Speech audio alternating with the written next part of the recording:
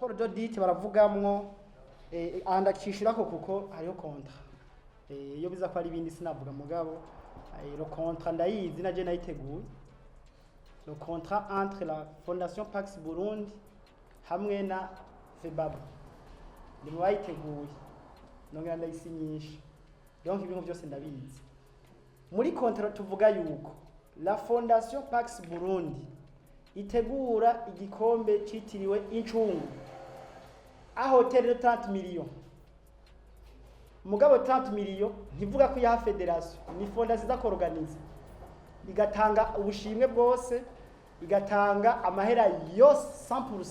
akenewe hamala Febabu ikaza attaque organe technique muri organisation nkuko bisanzwe bikorwa muri federation ya football muri mpunzi z'akafu c'est la même chose mugabo imipira twavuze ko imipira tuyibaha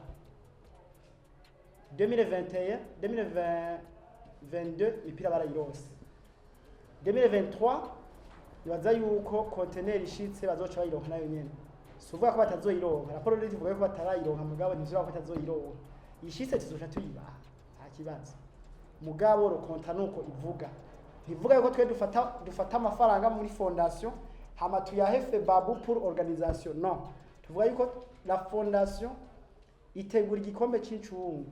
aho tele 30 millions hama la Febabu ikaza nka organe technique tuvuga yuko iturungikiye abarbitre idufasha muri programme n'abarbitre iturungikiye turabahemba